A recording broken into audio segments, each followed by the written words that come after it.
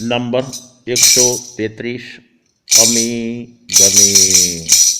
ગુરુદેવ મારી પ્રાર્થના આંખમાં અમી આપજો. ગુરુદેવ મારી પ્રાર્થના હૈયામાં એ દવા આવજો. ગુરુદેવ મારી પ્રાર્થના હૈયામાં હે દવા આવજો. જેના વિચાર કઠોર છે તેની વાણી નઠોર છે. જેની આંખમાં ઝેર છે તેના હૈયામાં વેર છે. જ્યાં સુધી હૈયામાં અમૃતનો અભાવ છે ત્યાં સુધી વિચાર વાણી કે વર્તન સુધરવા અસંભવ છે.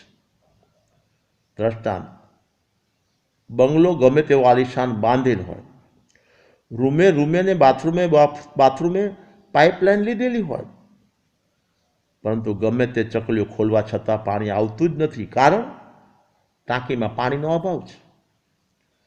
જેમ જ્યાં પાણીમાં ટાંકીનો અભાવ હોય ત્યાં ચકલીમાં પાણી આવી શકે નહીં, તેમ હૃદયરૂપી ટાંકીમાં નિર્મળ પ્રેમ વાત્સલ્ય અમૃતનો અભાવ હોય ત્યાં સુધી આંખમાંથી અમી, હોઠ ઉપર હરી આવી શકતા નથી.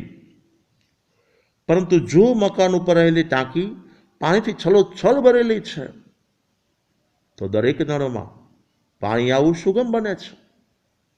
એ જ રીતે ગુરુ કૃપાએ જીવ જો પોતાના હૃદયને પાવન ને પવિત્ર બનાવે, સ્નેહાળ અને પ્રેમાળ બનાવે, વિશાળ અને વિશુદ્ધ બનાવે, અરે નિષ્પાપીને નિર્દોષ બનાવે, તો વિચારમાં શુદ્ધતા, વાણીમાં વિશુદ્ધતા અને વર્તનમાં કોમળતાના દર્શન થવા સાવ સહેલા થઈ જાય. આંખમાં અમી એ અન્ય જીવોના હૃદયને જીતવાની જડીબુટ્ટી છે. આંખમાં અમીવાળો આત્મા જગતના નાના મોટા, દોષિત નિર્દોષ, ધર્મી અધર્મી, નજીકના કે દૂરના, કોમળ કે કઠોર, અનુકૂળ કે પ્રતિકૂળ સૌ જીવોને પોતાની આંખમાં સમાવી શકે છે. હૃદયના પ્રેમાળ અને સ્નેહાળ સાધક માટે જીવદયાનું પાલન કરવું સાવ સુગમ છે. સત્ય વચનોચ્ચાર વિના વિકલ્પે કરી શકે છે.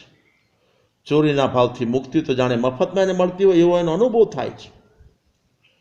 કઠિનમાં કઠિન ચોથા મહાવૃતનું પાલન અલ્પ પ્રયત્ને સિદ્ધ બને છે. પરિગ્રહના પાપ તો જાણે એના હૃદયને સ્પર્શવાય તૈયાર ના હોય ને એવી મુક્તિ એ અનુભવે છે. હૃદયની નિર્મળતા જ પોતાના વિચારને નિર્મળ, પાવન અને પવિત્ર રાખે છે. ઉચ્ચાર કોમળ રાખે છે.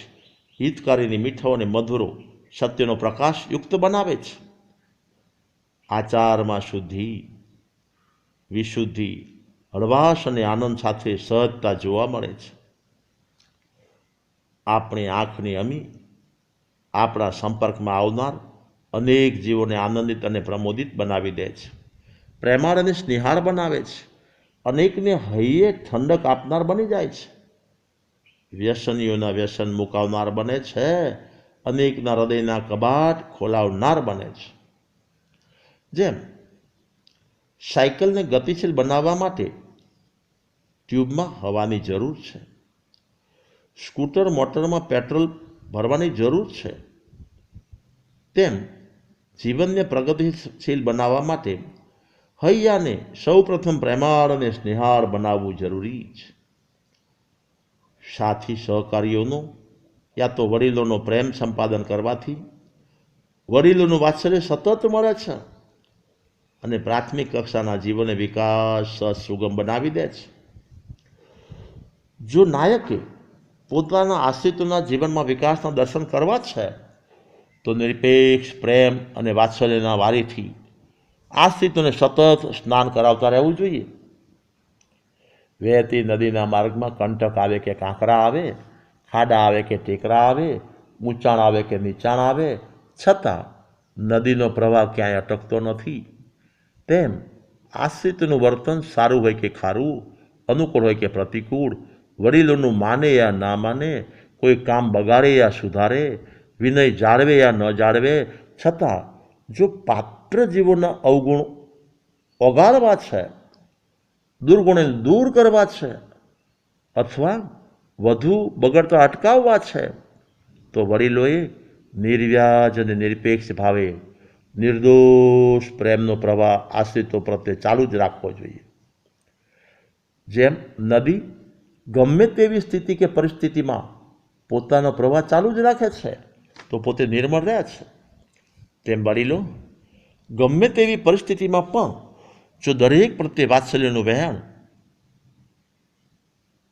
પ્રેમનો પ્રભાવ વેવડાવ્યા જ કરે છે તો પોતાનું મન તો સદા માટે શાંત અને પ્રશાંત રહે છે, સાથે સાથે સાથીઓના જીવન પણ સુધારવાનો અવકાશ તો રહે જ છે. આંખમાં અમી સૌને ગમી. બસ આજે આટલું જ. જોરાવરનગર, સંબંત 2056, માગસર વદી 11, રવિવાર, તારીખ 2/1/2000.